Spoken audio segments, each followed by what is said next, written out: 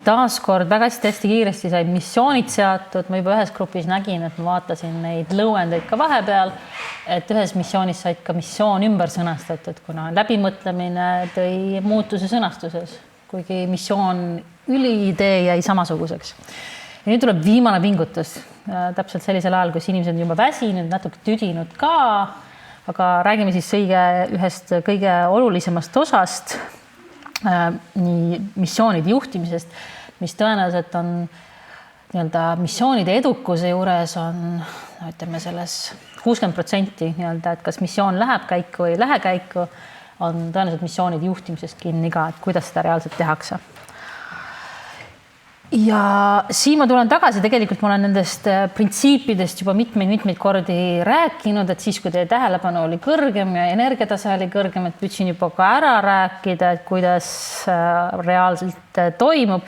Kuna neid missioone tegelikult on nii erinevaid erinevates riikides, siis reaalselt need juhtimisstruktuurid on ka võrdlemisi erinevad ja need instrumendid, mida siis kasutatakse missioonide juhtimiseks, on nii vertikaalsed, horisontaalsed, ma lähen natuke sisse nende sõnade taha ka ja tihtipeale on see lihtne rääkida, raske teha, et reaalselt ellu viia, et me võime rääkida siin, et kõik need osapooled teevad koostööd ja tulevad laua taha, aga kuidas nad tulevad laua taha, kes seda missiooni portfelli igapäevaselt manageerib, juhib, see on reaalselt väga suur ülesanne. Mida meie arvame või OECD vaatepunktist ütleme ka, et missioonide valitsemine, juhtimine on üks keskseid nii-öelda selliseid nagu mõjufaktorid, et kust reaalselt siis tuleb välja, et kas missioon läheb õnneks või ei lähe õnneks. Need on need faktorid, et see missioonitiim peab siis ka reaalselt hoidma sihti sellel missioonil, et nii-öelda liiga laiaks asi käest ei läheks, peab tegelema ka nii-öelda partnerite, kellega te arutasite nende konkreetsete missioonide juurest pardale saamisega, ehk missioon tuleb ka reaalselt ära müüa. Tuleb arendada ka oskusi missioonipõhiselt käituda, et lihtsalt ei saa eeldada, et nüüd haiglad peavad tulema tegema või koolid peavad tulema tegema midagi niimoodi, et reaalselt peab tegema ka oskuste muutmisega ja peab ka nii-öelda ressursside poolega tegelema, et kus need suuremad probleemid on. Et seda ma juba näitasin teile ja nüüd siis lähme siis konkreetsemaks, et mis siis selle missiooni juhtimise juures tuleb siis teha nende erinevate funktsioonide juures. Ja siis ma selle struktuuri, meil on suur vaidlus meie STI kolleegidega, et kas struktuur on funktsioon või ei ole, et kas panna pildile või mitte panna. Hetkel on nad võitmas, et me ei ole pannud struktuure pildile, aga meie sellises analüüsis me seda ka teeme, et kes see juhtimistiim ja kuidas seda reaalselt paika panna. Tegelikult me käisime sellest nii-öelda nendest erinevatest funktsioonidest läbi, et igas missiooni juhtimisviisis tuleb vaadata läbi, et kes reaalselt teeb visiooni, kes müüb siis selle nii-öelda otsustajatele ära, kes tegeleb tulevikuseirega, mis on seotud missiooniga, et leida parimaid lahendusi, innovatsiooni, kus on lahendused tulemas, kes pidevalt siis seda probleemi analüüsib, et me oleme saanud missiooni rakendamisel targemaks, kes koordineerib rahastamist, kes soovib saada, kes koordineerib rahastamist, Olivia koordineerib rahastamist.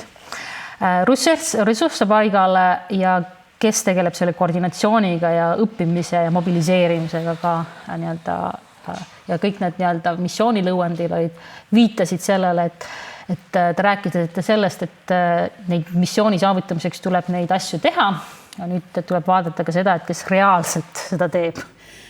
OECD poolest, et ma püüan selle slaidi teha loetavamaks, et tegelikult me vaatame väga spetsiifiliselt, et strateegilise orientatsiooni loomiseks, poliitika koordineerimiseks, poliitika missioonide, poliitika rakendamiseks, et mis reaalselt on vaja teha, et mis on selle iga selle üksuse all, et pärast saate lugeda lähemalt. Aga see ei ole ka hetkel nii oluline, et funktsioonid ja nende operatsionaliseerimine sõltub missioonist. Et kõik juhtimismudelid või isegi samas riigis Riigikantselei poolt kokku pandud missioonide juures ei peaks olema samad. Et see peaks olema ikkagi paindlikkust, et vastavalt missioonile läbi mängida need erinevad partnerid ja kooskäimise mehhanismid, et nad võiksid tegelikult missiooniti erineda, nad võiksid missiooniga sobida.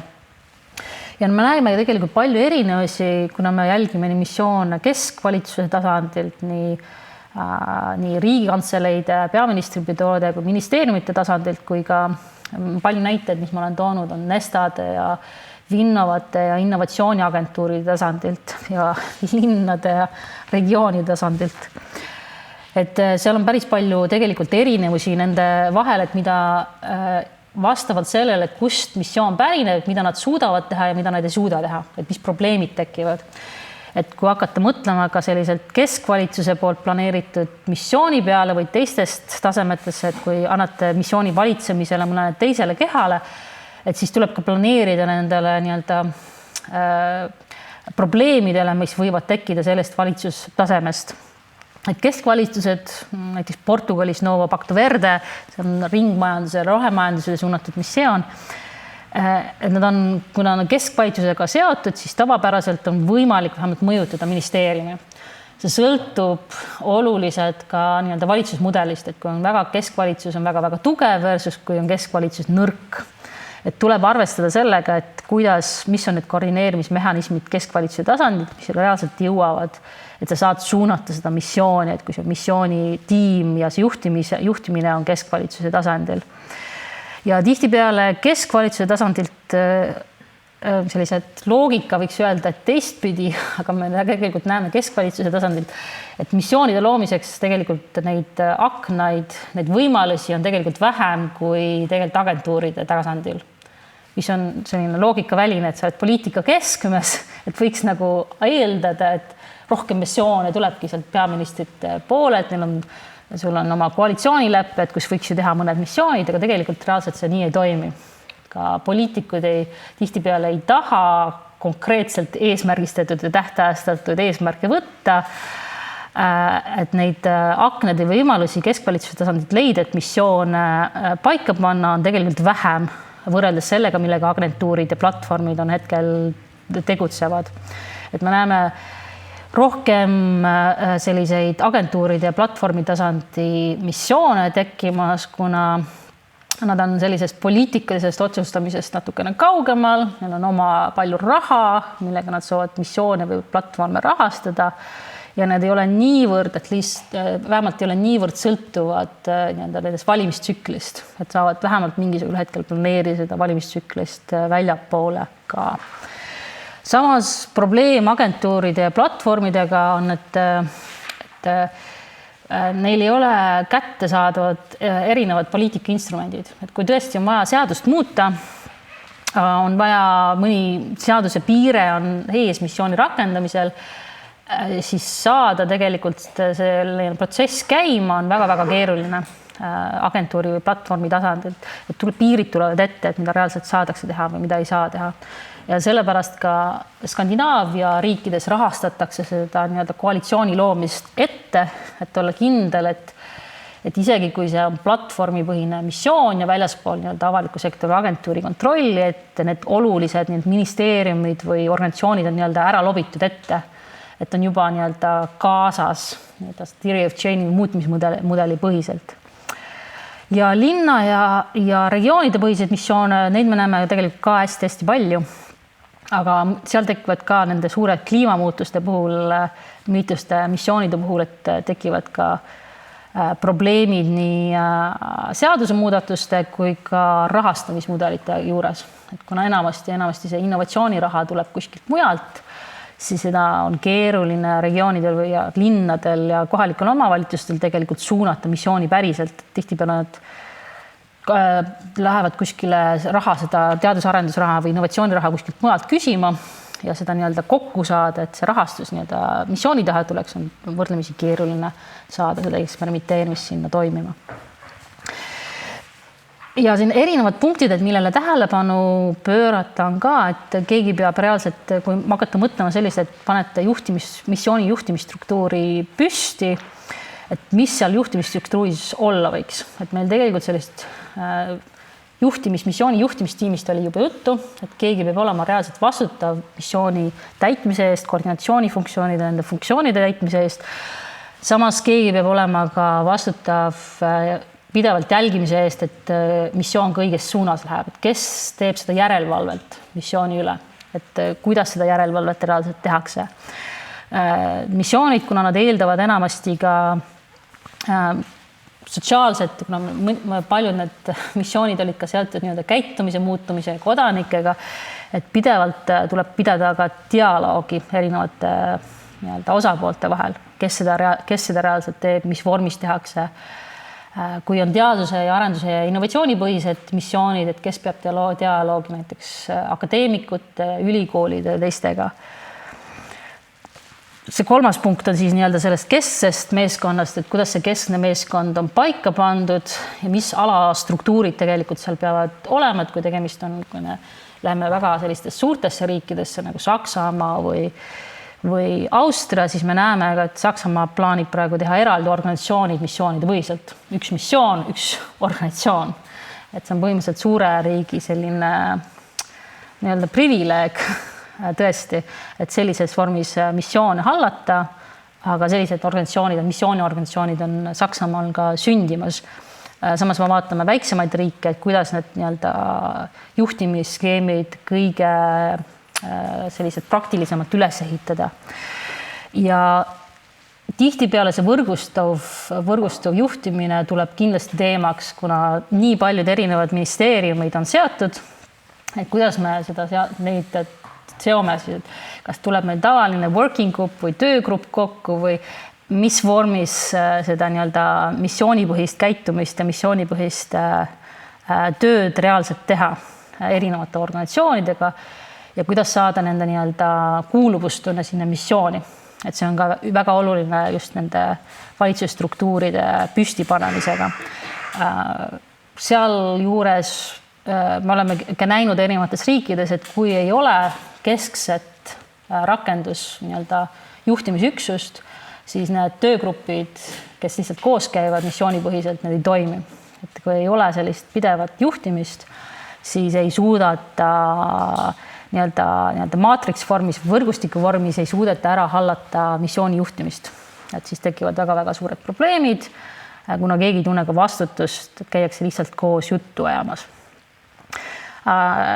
Kõiki nende juures tuleb ka vaadata, et mis instrumentidele nii rahaliselt kui maalt on ligipääs, missugused reeglid, nende käitumisreeglid paika pannakse ja mis protsessid reaalselt ka formaliseeritakse või mitte formaliseeritakse. Mõnes riigis on väga vaja, et oleks nii-öelda dokument, mis ütleb, et kes mis valdkonnas võib tegutseda, kuidas võib tegutseda ja nii edasi. Teistes riikides ei ole see niivõrd oluline. Ja siis tuleb luua ka nii-öelda oma strateegilisi vahendid, et töövahendid, mis missioonitiimil on see nii-öelda theory of change või juhtimismudel, et kuidas missiooni reaalselt juhitakse, aga seda tuleb ka kommunikeerida nii-öelda kaasatud organisatsioonidele kuidagi, et nende strateegiad on siis seotud missiooniga. Tuleb pidevalt ka seda süsteemi jälgida ja ka ühist seda keelevara, sõnavara arendada, et kui me räägime reaalselt alustades missioonist, et kui me räägime missioonist, siis me räägime samast asjast ja kui me räägime seal komplitseeritud missioonidega, siis tulevad igasugused muud asjad juurde nagu leverage points ja impact pathways ja adaptive change management ja erinevad riigid kasutavad erinevaid asju oma keeles ja kontrollida, mis portfollis käib ja mis ei käi ja kuidas kaasatud organisatsioonid peavad nii-öelda monitoorimise käigus infot andma. See läheb võrdlemisi detailseks pärast kokku. Ja siin on lihtsalt toodud hunnik näiteid erinevatest riikidest, kus toimuvad juhtimismudelid on erinevates struktuurides, kus on nii kõrged levad komiteed on kokku pandud, kus on segamini nii poliitikakujundajad kui eksperdid missioonide haldamisel, kes on siis kaasatud siis selle missiooni juhtimistiimiga, kes annavad nõu neile, kuidas reaalselt ellu viia. Sinna püütakse tavaliselt saada kõik peamised osapooled selle esimese punkti juures, et kes on siis nii-öelda missiooni saamisel või edukuse näitajad saamisel on olulised, püütakse sellistesse nõuandvatesse expertboardidesse saada kokku. On ka teisi valikuid, kus on ka siis initsiatiivid temaatiliste puhul, et kus on top teams ja teemad teams on näiteks Hollandis, kus tulevad siis, on mitmeid missioone üksteise kõrval, kus siis nii-öelda need missioonitiimid siis on üksteise kõrval ja siis nii-öelda see suurem üksus vaatab siis kogu missioonide korraldust täpsemalt. Ja muidugi on ka selliseid komitee ja töögrupi põhiseid missioone, aga nagu öeldud, et seal tihtipeale tekivad suured probleemid, nii et saada erinevate organisatsioonide ja silode nii-öelda commitment pühendusmissiooni, et seal tekivad mitmeid selliseid problemaatilisi kohti. Mis on siis praktiline nõuanne, et kui hakata mõtlema missioonide juhtimise, formaliseerimise peale, siis me tihtipeale me ei soovita alustada juhtimismudelist. Me soovitame alustada missiooni sõnastamisest ja missiooni arusaamisest. Et teha selliseid harjutusi, nagu me täna tegime, võib-olla pikemalt ja kaasates olulisi osapooli, et kõik saaksid ühest mõttest aru, et mis reaalselt teha tuleb, et jõuda teha see süsteemi analüüs enne, kui formaliseerida lukku panna juhtimismudel. Miks?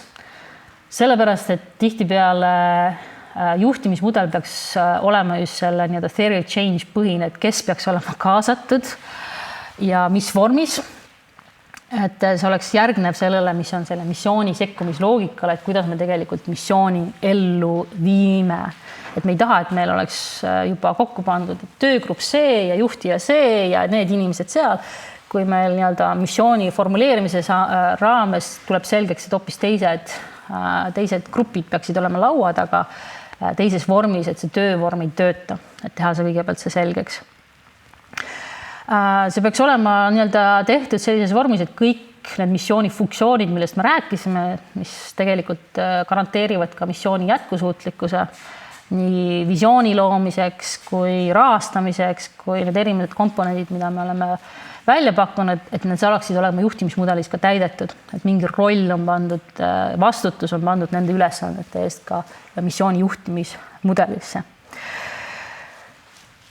Ja siis tulevad sellised väga, me oleme välja toonud ka sellise rollide ja vastutuse konkreetse defineerimise, et mulle alati tegelikult meeldib öelda, et missiooni juht ja missiooni tiim peaksid väga olema nii-öelda tundma isiklikku vastutust selle üle, et kas missioon saab ellu võidud või ei saa, et see peab olema nende igas sellises esmane küsimus nende nii-öelda tulemushindamises. Nad peavad ka isiklikult tundma, et kui missioon täidetud ei saa, et siis tuleb neil lahkuda või isiklik vastutus võtta selle eest. See nii-öelda käitumismullide või motiveerimise mudel peab olema ka siis vastav, et kui missioonipõhist juhtimist tahetakse teha.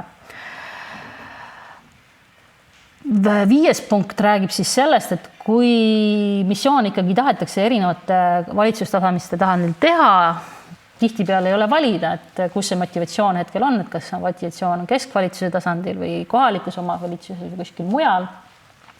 Et siis tuleks mõelda ja otse ka selle juhtimismudelis mõelda, et kui ei ole see ministeerium või see, kelles nii-öelda regulatsioon on kõige olulisem, kui näiteks siin oli see nii-öelda toodame elektrit nii palju taastuvenergiast, kui tarbime, et siin on seal Elering. Elering ei ole esmasena kaasa tulnud või Elering on tegelikult vastutav selle missiooni elluviimise eest, siis ta peab garanteerima kohe ka juhtimismudelis mõtlema selle peale, et Majandus- ja Kommunikatsiooniministeerium, teatud tingimustes ka Justiitsministeerium ja teised on laua taga. Konkurentsiamet võib-olla on ka laua taga. Et jõuda nende instrumentideni, mis on missiooni jaoks olulised, mis on kriitilised, läbi mõelda see juba selle juhtimisstruktuuri panemisel. Kuidas nii-öelda otsustusõigusega inimesi kaasata sellesse. 6. punkt on väga keeruline, aga väga oluline, et tuleb ka vaadata seda, et missioonipõhist mandaati, et kui Riigikantselei tahab nagu teha missiooni näiteks haridusvaldkonnas ja ma vaatan seda missiooni seal, et 2035. aastaks igal koolist lahkunul on sobiv töökoht olemas. Kui Riigikantseleis sellist missiooni tahetakse juhtida, siis HTM ja Majandus- ja Kommunikatsiooniministeerium peavad olema kaasas, tõenäoliselt võib-olla isegi missiooni juhtimise tiimi liikmed, kuidas nad saavad tegelikult siis reaalselt Riigikantselei all selles tiimis tööd teha, et anda selle konkreetne mandaat nende erinevate strateegiate asjade vahel. Ja väga oluline, mis tuleb sisse juhtimismehhanismidega tuleb läbi mõelda, on see paindlikkuse teema ja kohe algusest paindlikkuse teema. Ma ütlesin, et missioonide protellides peab olema võimalik projekte tappa, projekte muuta, kui vaja on, sest meie eesmärk ei ole mitte mingisuguse instrumendi põhiselt raha jagada või asju teha, vaid meie eesmärk on missioon tehtud saada. Et selle paindlikkuse selle juhtimismudeli juures tuleb kindlasti läbi mõelda, et meie missioonipõhine rahastamine või töövorm võimaldaks võimalikult palju eksperimenteerimist, kui eksperimenteerimine on vaja. Näiteks ei ole paksu või rasvunud lapsi, ei ole ühtegi rasvunud last 2035. aastaks. Inimeste käitumismudelite muutmine nõuab väga palju tööd, tihtipeale on see näiteks perenormid, perekäitumismudelid, see, mida emme või issi õhtul lauale toob või kuidas tööl käib, on palju olulised faktorid. Inimeste käitumine muutmine on väga raske, see nõuab palju eksperimenteerimist, mida me saame teha, mida ei saa teha. Et meie missiooni juhtimisstruktuur ei tohiks meid lukustada meie eelarvamustesse, mis meil täna on, mis toimib, mis ei toimi. Et peame jätma ruumi juba alguses ja mõtlema selle peale, et kuidas me seda reaalselt teha saame. Ja kuidas õppida missioonidest, et see tuleb ka läbi mõelda, et meil arutuseks nagu innovatsiooni hindamine on meil suureks arutuseks hetkel. Ja meie selline hüpotees on, et hea hindamine algab enne, kui innovatsiooniprojekt üldse algab. Et innovatsiooni pärast, innovatsiooni hindamist pärast innovatsiooni lõppu hinnata on väga-väga keeruline. Innovatsiooni hindamist on kõige parem planeerida enne, kui projekt üldse algab. Et seda tuleks ka siis kohe missioonide tegemisel juhtimismudelina paika panna. See oli väga-väga kiire ülevaade ja viimane sõna jääb mul selle juurde, et kus on need kõik kohad, kus valesti läheb, metsa läheb. Neid on mul rohkem kui funktsioone. Mida me näeme, et kus metsa läheb missioonide juhtimismudelite juhtimise tegemisel või mismoodi üldse tegemisel on, et esimesena tegeletakse mission washing uga. Ehk siis püütakse olemasolevad instrumendid panna missiooni nime alla ja öelda, et nüüd ongi missioon. Aga ma loodan, et pärast seda 3,5 tundi või 4 tundi ma olen ikka püüdnud ära teha see case, et missioon on natuke teistsugune. Et see ei ole selline et kui tehakse ainult sellise missiooni põhist või suunatud rahastamist, siis me ei saa olla ja tõenäoliselt ei olegi kindel, et see missioon tegelikult täidetud saab.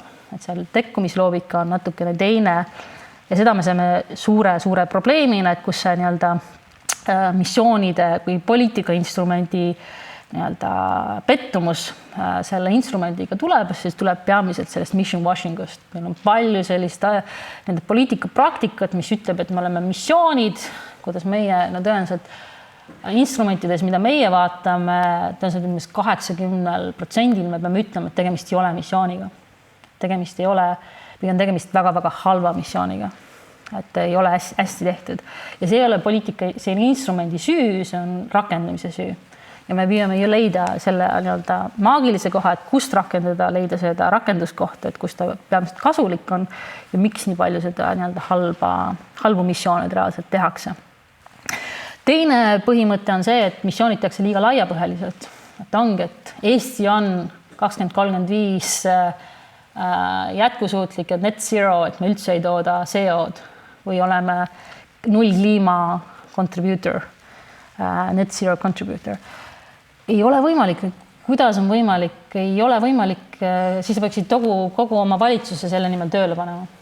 Kui liiga laiaks läheb, siis läheb lappama. Ei suudeta fokusseerida, suudeta käitumist fokusseerida, isegi kui sa suudad selle süsteemi analüüsida, derivative change'i panna mudelid käiku, see tähendab reaalselt kogu valitsuse või kogu struktuuri ümber tegemist missioonipõhiselt. Reaalselt see ei ole realistlik, see ei toimi.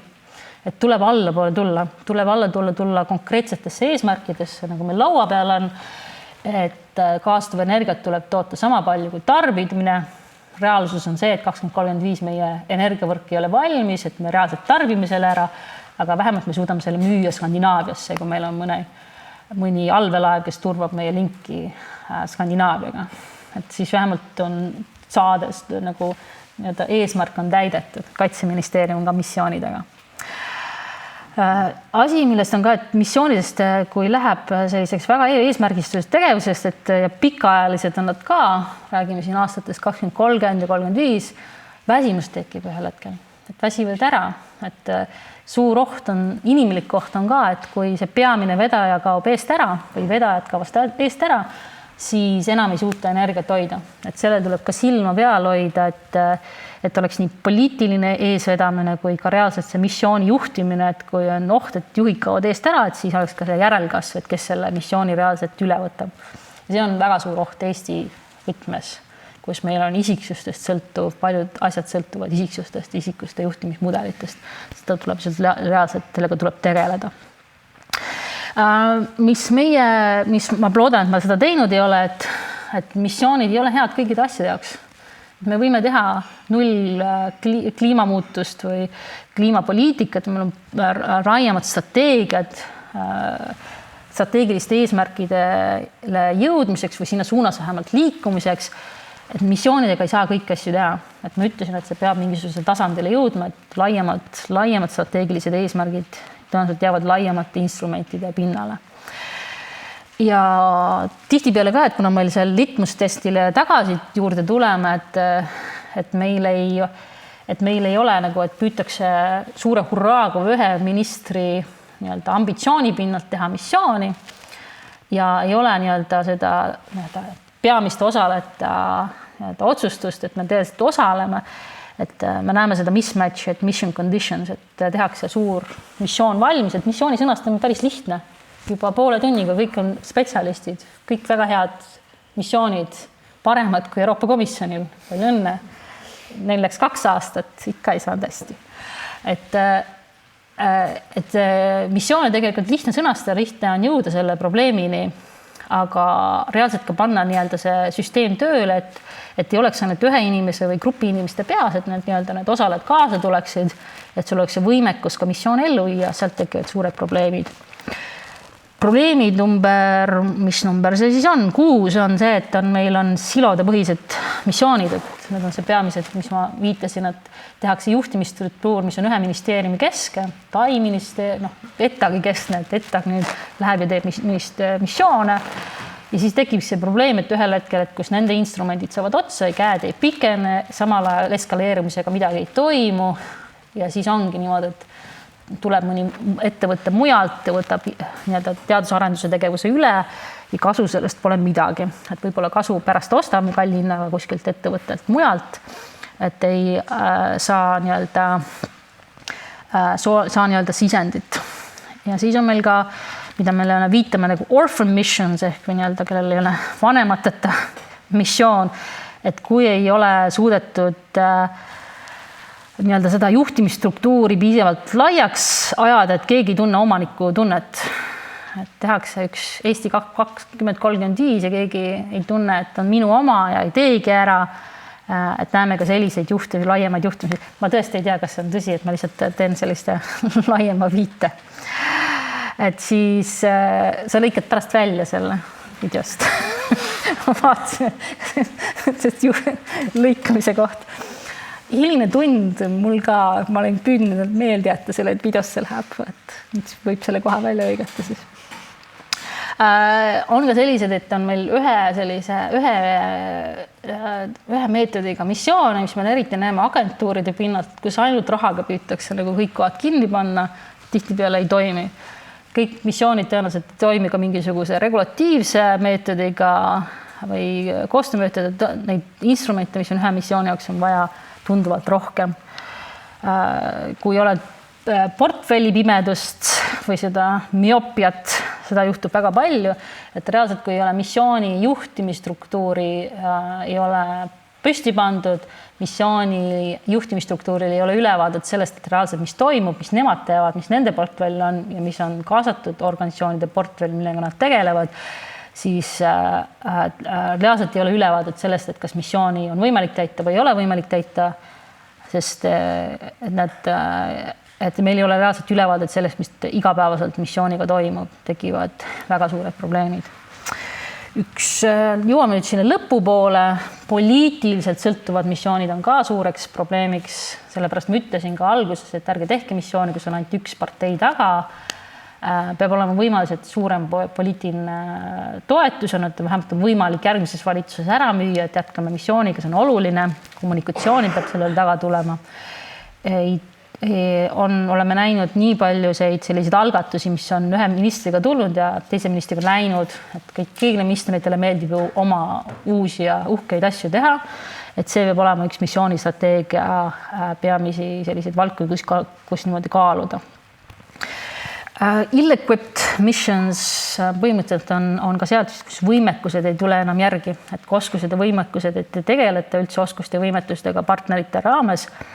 Ei mõelda ka selle peale, öeldakse lihtsalt, et nüüd on vastutus, nüüd tuleb teha, aga võimekustega ei tegeleta, et kas meie partneritel on võimekus eksperimenteerida, innovatsiooni rakendada, ka sellega tuleb missioonide rakendamisel teha.